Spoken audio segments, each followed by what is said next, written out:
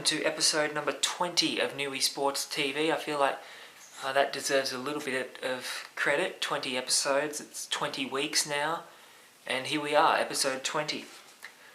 Could I say the word 20 one more time in the first 20 seconds? I said it twice. Let's get into it. Today, Toronto Awaba versus Lake Macquarie City. Credit, got the Toronto shirt. This is nice. Another gift from the Stags. Also got a stubby holder. I don't drink, so that can sit somewhere. Somewhere behind me there is a Kahibah stubby holder. If you can see that, that can sit up there with that.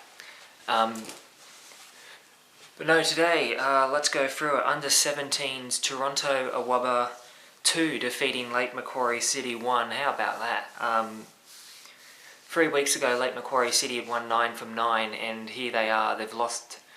They've lost top spot, which gives away the Wallsend result. But I don't like giving away results, but you probably knew that anyway. They've lost 2 games straight. They drew the one before that. I'm not going to sit here and say that Lake's in all sorts of trouble, because they're not. They're still up there, but it's really starting to look a little bit shaky. You know, you want to keep that form going. You don't want to lose 2 straight and go through without a win. They'll definitely want to put that behind them sooner rather than later, or else they probably won't win the minor premiership. There's so many good teams in this grade. Form is definitely a factor. Toronto just looked like they wanted to win this game. They were treating it as a grand final. Let's be serious, it almost was for them.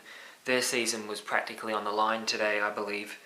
They were beaten in convincing fashion when these sides met in round 7. I believe it was 4-0. Both goalkeepers very busy, Brady McRitchie and Jackson Bartlett. Toronto's Jackson Bartlett, I think, being the better of the two in terms of, you know, how busy he was and some of the saves he made. 1 or 2 very decent ones early on. Both teams playing attacking football. Great game to watch. Opening goal came from Toronto's Luke Gibbons. Fired home his 6th goal of the season, and so far his most important goal. And you know, you could tell from the celebrations that Gibber obviously enjoyed scoring against Lakes, and that's derby football right there. You know, you can't go wrong there. It looked to be short-lived. Preston Cunningham hit the post for Lake Macquarie City, but then just before half-time, you know, those goals just before half-time can be killer, and John Ridgian scored to make it 2-0 and put the game in Toronto's control. Lakes hit back early in the second half. Curtis McRitchie, a Toronto local, scoring. Maybe caused 1 or 2 looks from the Toronto bench as he did the little quiet thing to the bench. There's nothing in that, you know. It's good to see some theatre on the field, isn't it? Lots of banter, just lots of passion in this game, and again, that's derby football. Keep going back to that. Lakes put a lot of pressure on Toronto. Tylan and Josh Winslade in the defence for Toronto, just very handy partnership there. Toronto, they were sloppy. I'll say that. They rode their luck all the way to the end. Caleb Morley-Davies coming close to scoring the equaliser, but the Roosters just couldn't do it. And Toronto, big win for them. It keeps the season, maybe not keeps the season alive. I think even if they had lost, it still would have been, you know, anything's possible mathematically, but realistically, it kept their finals hopes as a real serious threat. Like, big win. Under 19s, Toronto Awaba 0, defeated by Lake Macquarie City 2. 2 decent players missing from this game. Dan Wills for Toronto, who would play first grade, and Josh Richardson missing for Lakes. Not sure what the reason is there, but very handy player to have in the side, and it wasn't too obvious that they were missing, especially Richardson. Like, I thought Lakes were the better team. They started better and they finished better, and it was just an all-round performance. Gordon Ballin limped off injured in the 9th minute, so Luke Gibbons forced to back up after the 17s game, coming on off the bench fairly early there. James Ward hit the post for Lakes. Jack Russo didn't hit the post, but he had one or two chances that should have ended up in the net. Russo would score the opening goal, a rather simple one-on-one chance. But look, at this point, if I'm going to be serious and get nitpicking and all that about finishing, Lake should have been up 2-3, possibly 4-0. They were just making chances and not finishing them. And on another day against another team, that might come back to bite them. Half-time was looming, and again, one of those goals right on half-time, Liam Schult doubling the lead. Second half, a similar story. Lakes just in control, not really under too much pressure, but they couldn't finish their chances. And you know, this is a game that I really think could have finished 5 or 6-0. Lakes very classy outfit, and they remain top of the league as a result of today's win. Under 23s is Toronto Awaba 0 defeated by Lake Macquarie City 5. You know, the Stags lately, 1-goal losses and just luck. Today they were just blown off the park, for a lack of a better term. They were never really in this game. Gabriel Serta opened the scoring, and you know, Jordan Harper made it 2-0 on the 20th minute. Chris Teasdale may be forced to make 1 or 2 decent saves in that opening period of the game. Quality 19s keeper right there, backing up in 23s. But apart from that, he wasn't really tested too much. Maybe towards the back end, you know, when it's already 5-0, keep the clean sheet, and he did well today, Teasdale. Right after half-time, Peter Brennan made it 3-0, and Kane Rogers and Gabriel Serta added to that 5-0. Toronto defeated by Lakes at home. And you know, last time they played it was 0-0 until 10 minutes to go, and Lakes scored 3. This was just not good from Toronto. I don't know what to say. You know, after last week's win at Wallsend, there was none of that today, none of it. In first grade, again, not good news here for Toronto. They were defeated 6-0 by Lake Macquarie City. They started, I think, I'm not going to say Toronto started the better of the two sides, that would be a bit out there, but they definitely didn't look like a team that were sitting last and getting flogged week in, week out. They were putting Lakes under a little bit of pressure, and I think that's telling. Lakes is a team that they don't like being under too much pressure early on in the game, and Lakes did put Toronto under pressure. They should have been up 2-0 inside 10 minutes. Finishing could have been better for Lakes. But when they did get that first goal, Sam Walker on the 20th minute, I just think that's where it really went out the window for Toronto. It was only 1-0 at half-time, admittingly, but Lakes were the better team, and they should have been up 3 or 4-0. And, you know, Toronto just lost their energy, and the second half was just complete annihilation. Matt Gray scoring not long into the half. Sam Walker punishing just crap Toronto defending, if I can use that word. Stephen Rospigalosi, very hard name to pronounce that one. I'll get used to it. 4-0 in the 63rd minute, and 7 minutes later Joseph Kakic made it 5-0, and then Sam Walker scoring in the 87th minute to complete a hat-trick. And just, what can I say? Let's talk about Lakes first. They move back to the top of the table. That's giving away another result, isn't it? Lakes back on top, deservedly so. Just too good. Never really thought they were going to be troubled today. I did tip them to win 6-0. They won 6-0.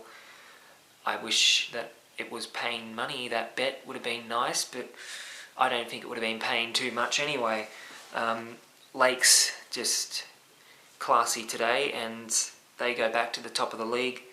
And Toronto, look, this just week in, week out, they are getting smashed, and I sure as hell don't have the answers. I don't know who does have the answers, and it's something that, you know, they need to look forward to next season and rebuilding what they've got there, and I think they'll do that, but it's very, very poor on the field at the moment from Toronto. You know, that's not to say they weren't, you know, necessarily trying. They weren't trying too hard, but it wasn't the worst effort I've seen from a team this year, but they certainly never really were in it, and that's twice now they've played Lakes in the last 6 weeks, and they've lost 6-0 on both occasions. And in a derby, that's just crap, isn't it?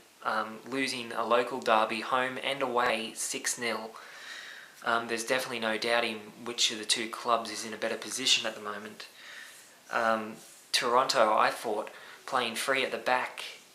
I know it started that way. I'm not sure how long it was until they moved to 4. I didn't notice they had 4 at the back until it was already 5-0. I don't know. I certainly wouldn't play free at the back against the Lakes. Seemed like an interesting choice, and you know, and they need 2 buses out there or something. I don't know. The answers weren't there today. We'll go around the ground now. Under 17s at West Wallsend. West Wallsend 2 defeating Kahibah FC 0. Jared Hayter scoring a delightful free kick, and some handiwork from Josh Knight and Kai Drayton. They teamed up, passing the ball back and forth, and then Kai Drayton unselfishly squaring it to 90. 16 goals for Josh Knight in 2016. The true story of this game is goalkeeper Josh Snedden for West Wallsend and his defensive unit. 4 straight clean sheets. I cannot think of a team in this competition in any grade who have had 4 straight clean sheets this year. Westie 17s, they are doing it in style at the moment. A brilliant young keeper, and it's great to see, and that win takes West Wallsend to the top of the league. They overtake Lake Macquarie City, which 3 or 4 weeks ago I didn't think was possible, but here we are, and the 17s competition has come to life, and the premiership, the minor premiership, is wide open. Lakes, West Wallsend, Lakes and Wallsend, it's 3 brilliant teams right there. Cooksilb in behind them, maybe not as consistent. Under 19s, West Wallsend 3 defeating Kahibah FC. Apologise for not having the goal scorers here. I did get messaged them. That's not good. I'm going to have to change that very soon. Kahibah FC's scorer was Stuart Hansen, direct from a corner, I believe, to put them in the lead early on. But Westie hit back, Sam Jones scoring 2 goals, a curling shot and a tricky free kick. Two delightful goals from Sam Jones, taking him to 17 for the season. And captain Daniel Roxby got on the score sheet with a left-footed shot, condemning Kahibah to a rare loss. Yes, they lost last week, but that was abandoned. And Kahibah's, they need to get some form going because they've lost top spot. Westie back in the hunt for top spot. And some news on the injury front for Kahibah, and it really pains me, or doesn't, maybe not pained me, it's really, it saddens me to say this, but Kahibah's Matty Hughes will miss the rest of the new FM season with an ACL injury, which that of course coming from last week's abandoned game and the lengthy, the wait for the ambulance and all that. And, straight away when that happened I thought ACL, but then I saw him later on and I thought maybe it's not that, and unfortunately it is, and that sucks. I could probably come up with more words for that, but I really can't. That just, that's sad. A very good young player, and a player that was breaking out into first grade at times this year, and someone who I think is going to be very, very missed in this Kahibah outfit. One of their key players, and it's going to be tough without him.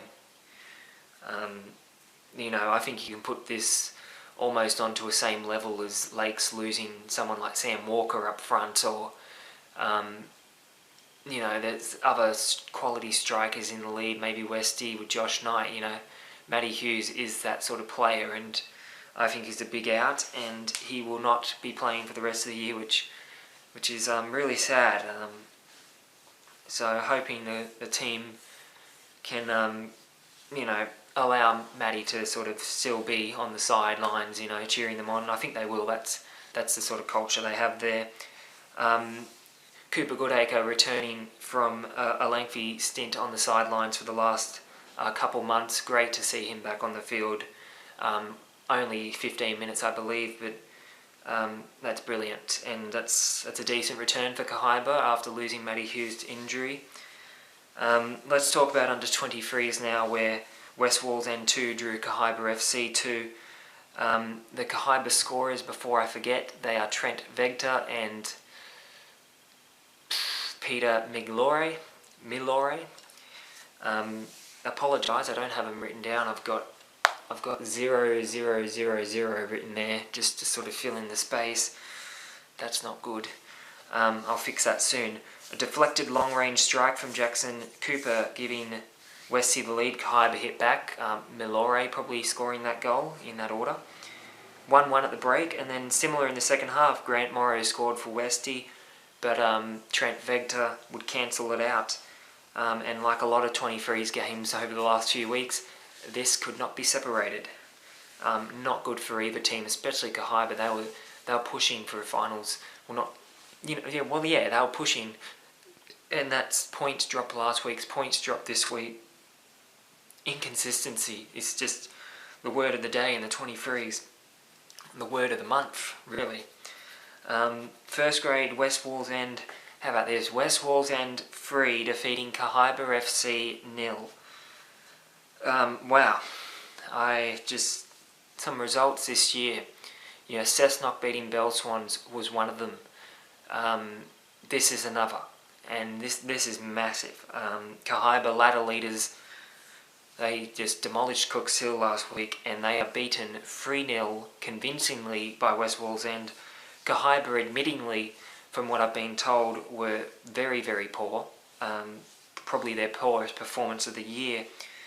But Westy, there's outgunning them. Poor turnover gave a chance to Ryan Cole, one-on-one with Josh Cox, surrounding the goalkeeper, 1-0. Second half, similar thing, Ty Jones scoring 2 solid goals, putting Kahibah to the sword and putting Westy firmly back into finals contention. And that's just amazing. This is their biggest win. West Wallsend, I tipped to lose. They had put teams to the sword at Johnson's Park. Poor teams, Toronto, Cessnock, those sort of teams. Today they've beaten a top 4 side 3-0, and all of a sudden West Wallsend at home, I think, can beat anyone at home. Whether they can carry that away or not, that's the question, and I don't think that's a yes at the moment. But at home, at West Wallsend, they can beat anyone, and that was proven today. And I tell you what, they're definitely a dark horse for finals, and if they somehow get there, then anything could happen. And it's great to see. It's opened the door for Fortin as well, still there in contention. Cooks Hill technically still there, but I don't think that's going to happen. Let's talk quickly about the NPL results.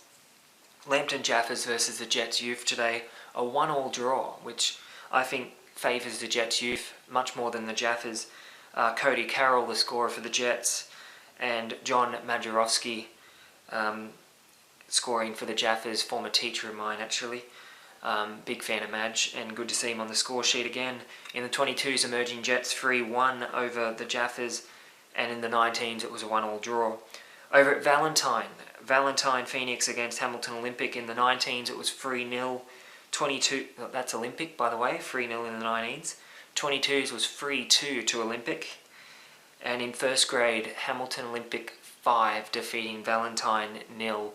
And after the brilliance of last week's result for Valentine, the 3-3 draw at Magic Park, they get blown off the park on their own turf. Simon Mooney, Kane Goodchild, Pat Brown, Leo Bertos and Matt Miners scoring those goals. How good is it to see Leo Bertos in the NPL? I'm definitely going to have to, I'll get to watch him play at the FFA Cup in a few weeks. Former A-League player, of course.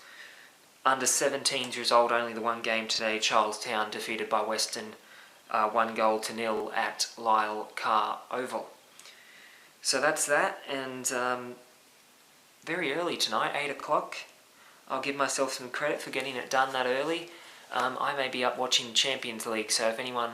I don't know why I'm saying this now because you won't see this till Monday, but I may be tired in tomorrow's episode. That's coming up right now.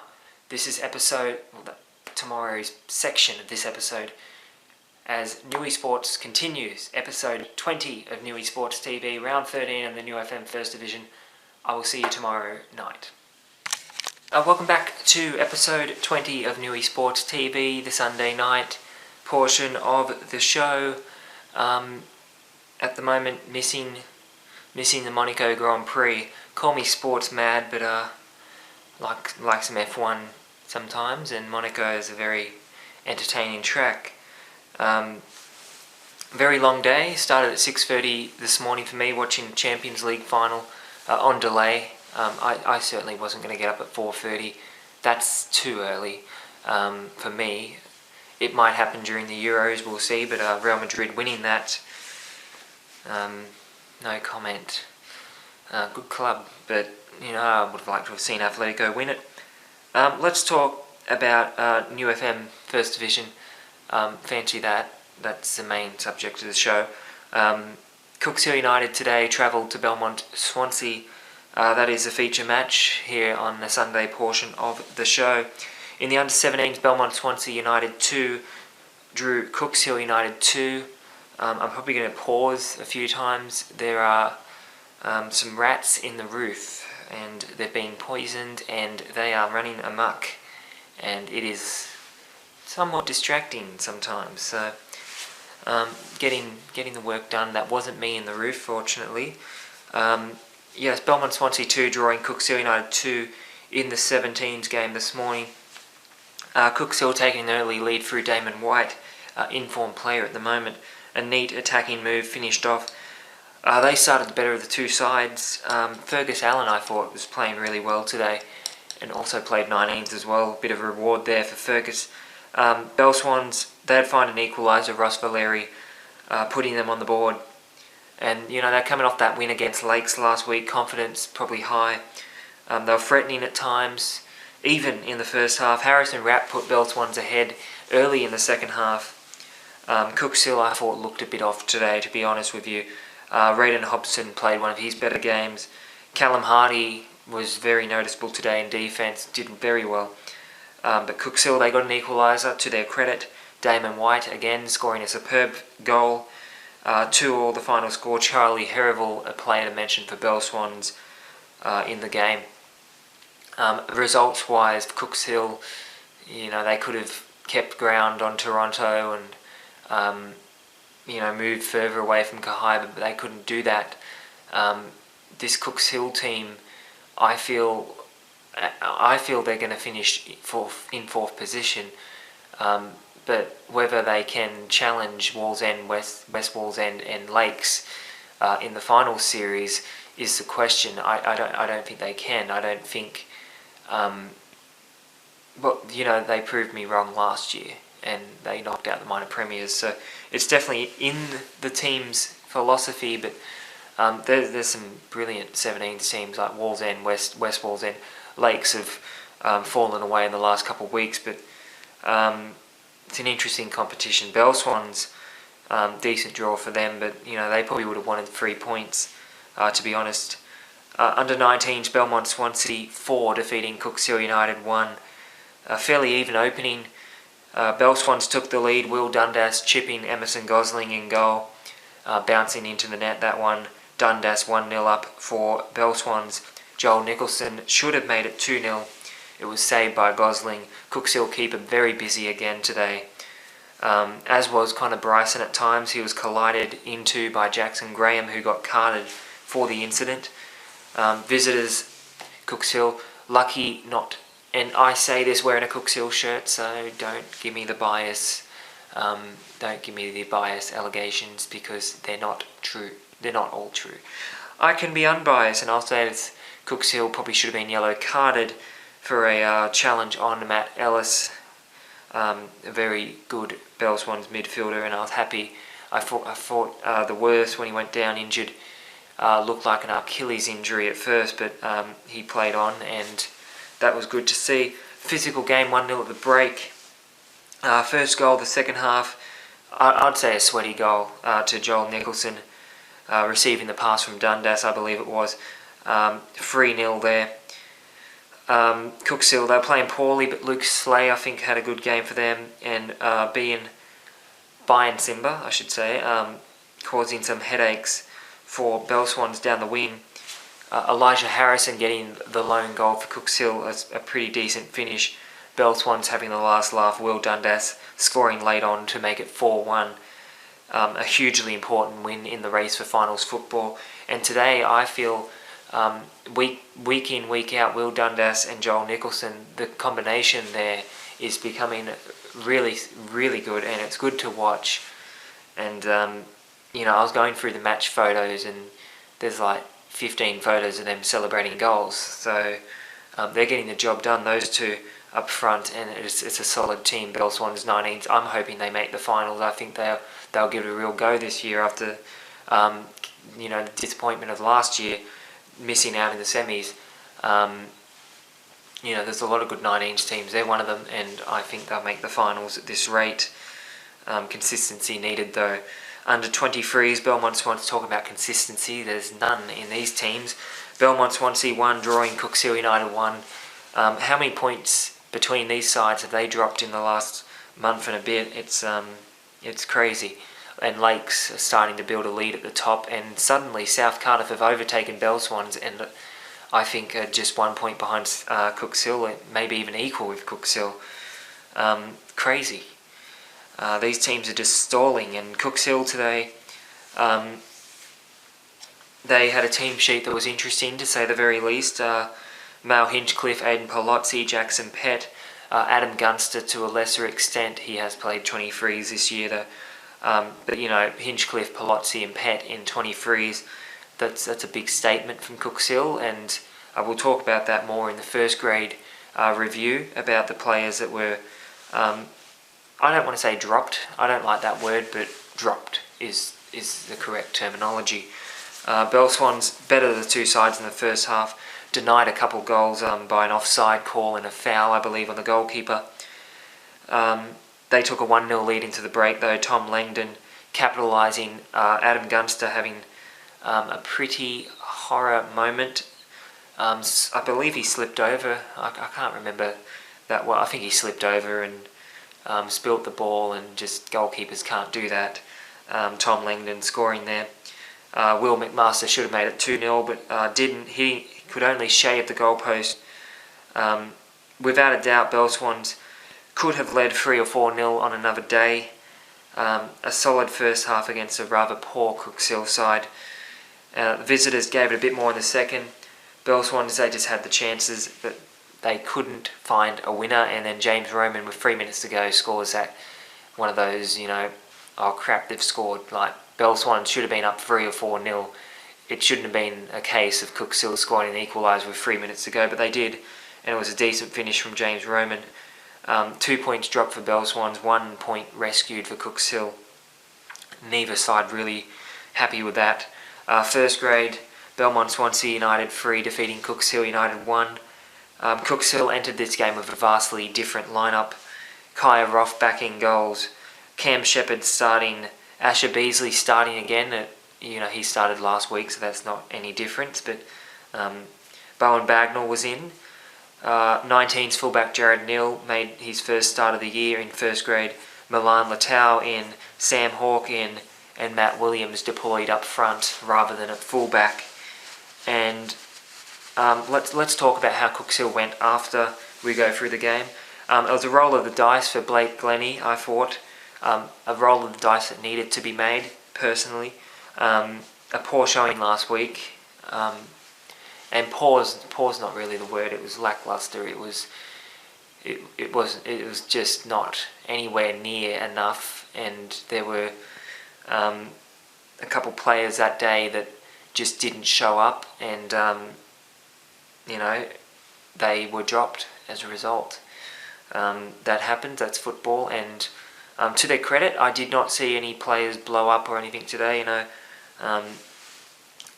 Mal Hinchcliffe especially, I feel very good player to have in the team, and he just got the job done, and that's really you couldn't ask for any more than that. In the 23s there, Big Mal on the bench for first grade as well. Cooks Hill's defending probably could have used Big Mal early on. It was sloppy defending off a corner, and second phase plays for Belswans, their corners.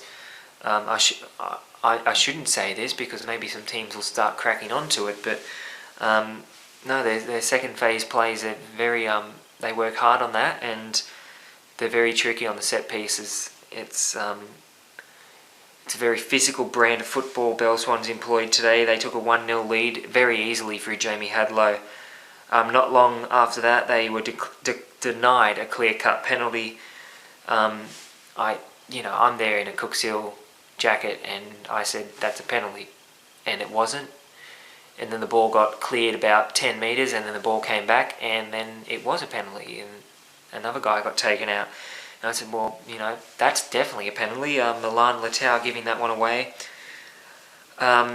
Fletcher Price converting from the spot to make it 2-0, and at this point I thought, here we go, it's going to be 7 or 8-0.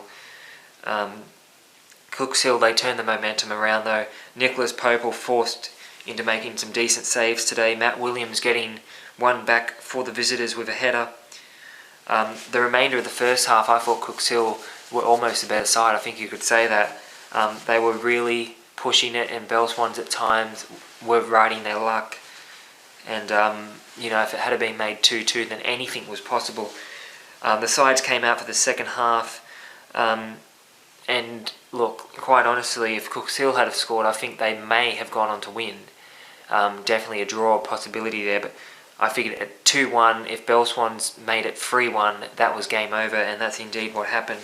Josh Sutton got on the score sheet, another free kick, another second phase play, this time a back heel of all things. Fluky, maybe could be the word to use there. Decent finish though from Sutton, you can't take that away from him. The back heel finish, 3-1 the score. James Roman had a look at goal for Cooks Hill but couldn't find it. They just could not, they couldn't come back from 3-1. Had they made it 3-2 with probably 10 minutes to go, it may have been interesting, but they just couldn't do it.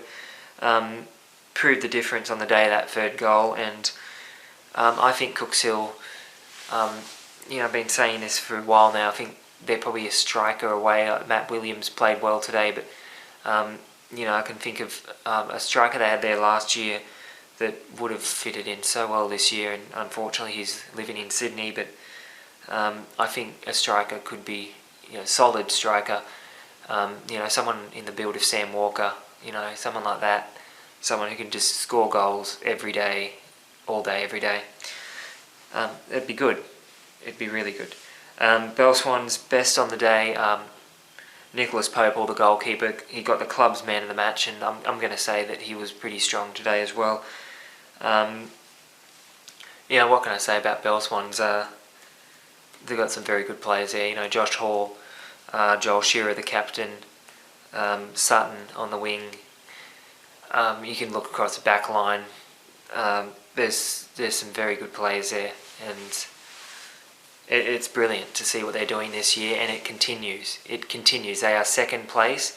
They are still well in with a chance of winning the minor premiership, and pat on the back for Brad Paul, Mick Stafford, and the Belswan crew for that. And I'm going to say they employ a very physical brand, and it fell away in the second half, and I thought that was interesting. I don't know if some teams will take something from that or whatnot, but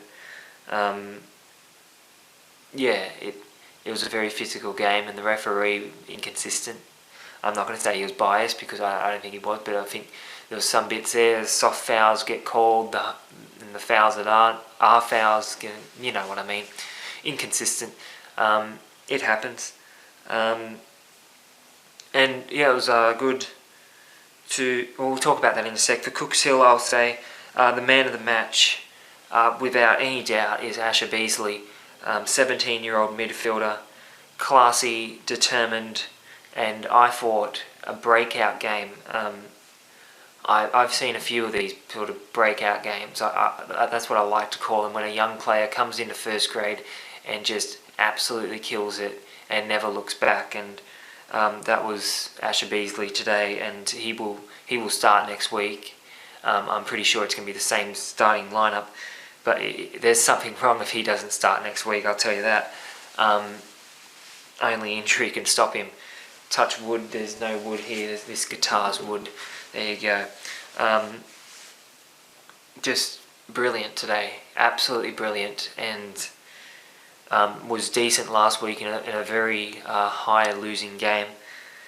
I think needs to practice some shooting practice. That's the only thing that's missing from his game. Beating so many defenders and just weaving his way through at times. And some shooting practice could come in handy. But no, brilliant. I can't take that away from him. Went back to the Pelican RSL after the game. First time going back to a team pub or club this season. I haven't even been back to the Cooks Hill pub, so it's very rare that I do that. I haven't done it since the infamous night at the Fire Station Hotel, the grand final win with Wallsend. That went till 10 o'clock tonight, went till 5:30, so that was nice. Go back there, and Cooks Hill, to their credit, there was about 20 or so people from Cooks Hill, 15 maybe, 15 people there from Cooks Hill, and similar for Belswans, and some social drinks and a bit of cross club talk, and it was good. And I really like Belswans, and big credit to them today for allowing me to run their PA system despite being there to watch Cooks Hill. And I did. I took my Cooks Hill jacket off and put a different jacket on that didn't have the logo on it, just to sort of look a little bit neutral, and I felt like I did a decent job of keeping that neutral. I'm not going to say that word. Keeping it neutral. Got a lot of respect for that club, and from the 17s, 19s, 23s, first grade, there's some quality players, and the culture there is very strong. Let's go around the grounds. This is dragging on a little bit. We'll do first grade first. Might as well. The Fortin Redbacks 2 defeating Singleton Strikers 1. Not sure how this played out, to be completely honest. I don't have goal times or anything like that, but quality win for Fortin. They stay in reach of the top 4, realistic reach. They're still in for finals, I believe. Whether it happens or not, I'm not sure. I don't think it does.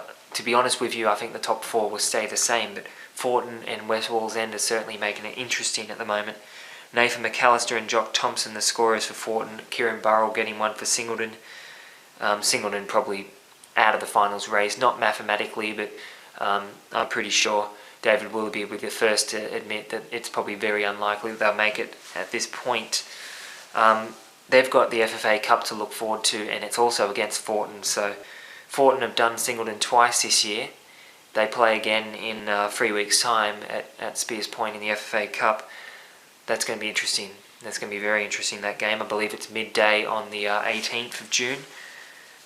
Belswans playing beforehand against the Lambton Jaffers.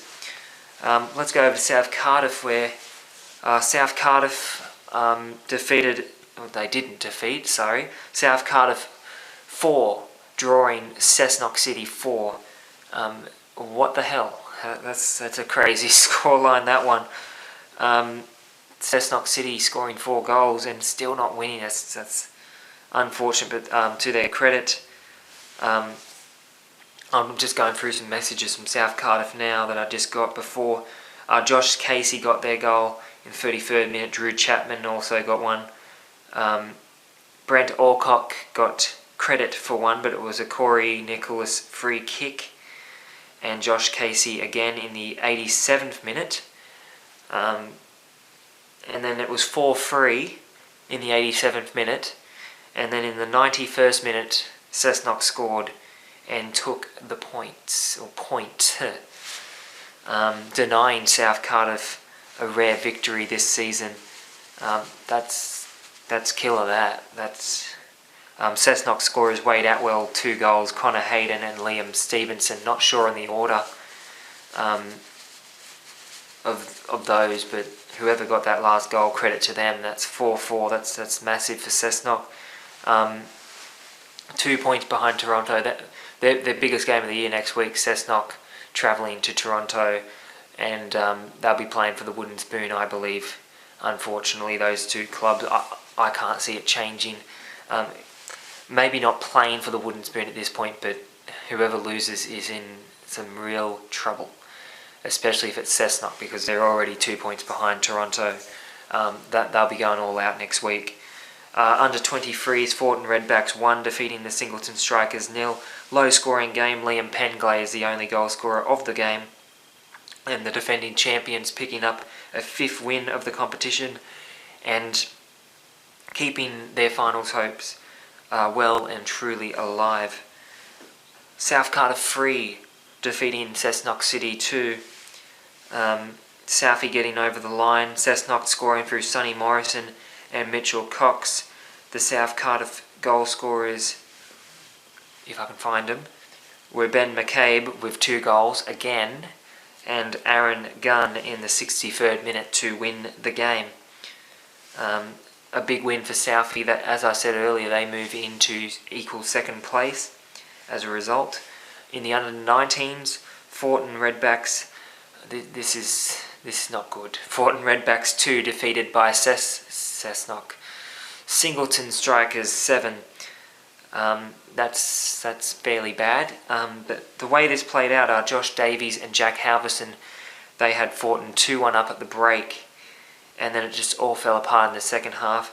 That's what I wrote in my review. I've since found out that it was more than that. It was more so, I think it was 3-1 with 10 minutes to go, and then Singleton just kicked away, really. So, that's not as bad as getting smashed, being down 6-1 with half an hour to go. So, the final 10 minutes were pretty ugly for Fortin. Heads dropped, I guess. Tom Golding got a goal for Singleton, the captain. Nathan Smart got a goal. Oliver Moody got 2. And Nathan Hall got 3. Can't stop scoring goals. And Nathan Hall, when he's on, and when he's off, he's off.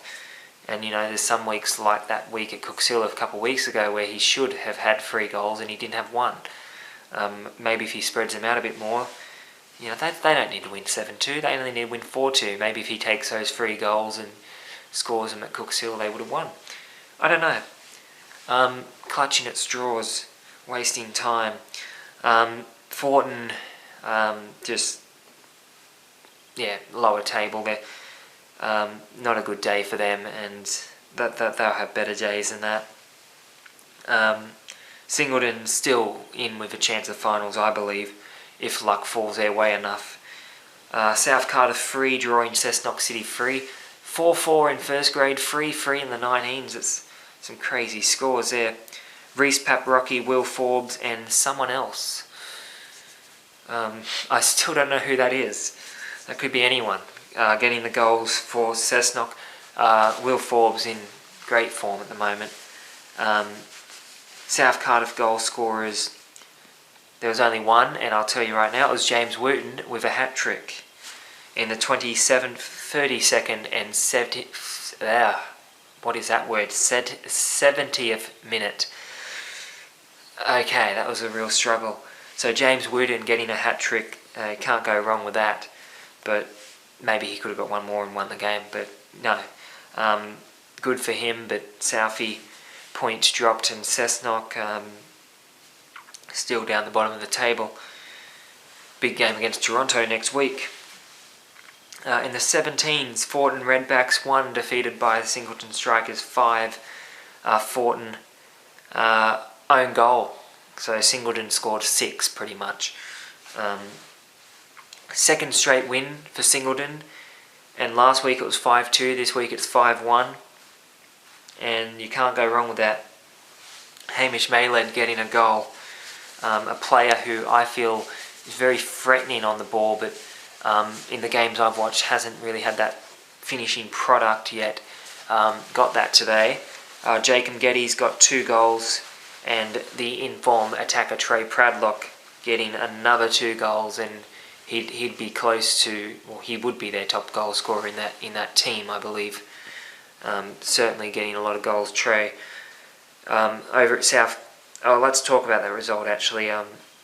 Singleton move a bit further away from the bottom of the table, which I think is good for them. Fortin not so much, they are still bottom of the league in the 17s. South Cardiff 2 defeating Cessnock City 1. Lucas Emmett Morley and Jake Sims with a penalty cancelling Jack Turner's goal. Too many J's here. Jack Turner getting the 1 goal for Cessnock. Let's talk about it in order. How about that? Lucas Emmett Morley opening the scoring in the 21st Manure. There it is. 21st. No. There you go. There's the Lakes poster, the Toronto poster. And now it's opening something on YouTube, so that's not good. Not good at all. Let's try and find where I was. Lucas Emmett Morley getting the first goal in the 21st minute. Cancelled out by Jack Turner in the 23rd minute. And let's continue on. Jake Sims scored a penalty in the 61st minute to end up winning it for Southie. And on the card front, both teams finished with 10 men. Bonnie Horror-Jose sent off for a second yellow card for kicking the ball away in the 34th minute. That's pretty poor, not going to lie. Getting sent off for kicking the ball away in the first half, not good. Cessnock player sent, not sure who got sent off for Cessnock, but they got sent off straight red card for the penalty in the 61st minute that ended up being the difference. We move on to the NPL today, where Adamstown Rosebud played Western Workers. 2 teams struggling this season in first grade. We'll talk about the lower grades first, where in the 19s Western were 2-0 winners and they were 3-0 winners in the 22s. First grade, how about this? Adamstown Rosebud 2 defeating Western Workers Bears 1. Western have hit rock bottom. Quite frankly, very lucky there's no relegation this year. And it's not looking good there, and they lost a lot of experience in the pre-season. I know I don't normally cover too much NPL, but I have enjoyed watching Western over the last few years. But you know, they've lost the Fortin brothers. That alone is, Carl Fortin alone is a huge out, and to lose to Adamstown in the form Adamstown have been in, that's saying something. Rosebud will be hoping that's a turnaround for their season. Big win for them anyway. 2-1 over Western. Maitland versus Edgeworth, only the first grade result. I'll be able to get the other ones, I'd say, by now, but I haven't got around to doing that. Edgeworth 3-1 winners at Cook Square Park. Not too much to look into there. The ladder leaders keeping their form going. Maitland are good this year, I'll give them that, but Edgeworth are going to beat most teams in that competition. Charlestown City against Broadmeadow Magic. Under 19s Magic 1-0. Under 22s Charlestown 2-1. Very good team there. And in first grade Broadmeadow Magic winning 4-2. Apparently Charlestown didn't really look that good. 2 goals though, that's not... You know, it could have been 4-0, but Magic getting back into winning form after a bit of a shock home draw with Valentine last week. Under 17s fixtures in the NPL, Lambton Jaffers 2 drawing Hamilton Olympic 2. Valentine FC 0 defeated by Adamstown Rosebud 1. The under 15 Emerging Jets, the world famous under 15 Emerging Jets after that Matildas win during the week, not sure how many of them backed up, but 4-1 over the Mid-North Coast, and Broadmeadow Magic Free defeating Maitland FC 1. That is the NPL results today. This week, let's talk about this week. Tuesday night, for those interested, is Kahibah FC hosting Cooks Hill United in the under-19 catch-up game.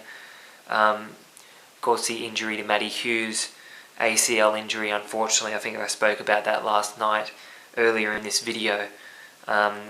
Again, well wishes to Matty. And yeah, so that game's going to be replayed. A very, very important game for the finals for Cooks Hill.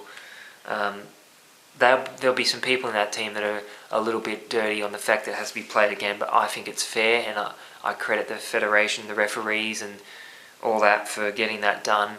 I'll say that while wearing a Cooks Hill jacket. I didn't feel like it was a win at all. So that's Tuesday night. Friday night, I should leave this for the Zone League show, but I mention it now. Possibility of going to Edgeworth for Edgeworth against Hamilton Azuri in Zone League 3. I really want to watch Azuri play again. Great bunch of guys there. Saturday is Cooks Hill hosting Wallsend FC at the Newcastle Athletics Field. A huge game there for Cooks Hill in all grades. Wallsend's a test in all grades.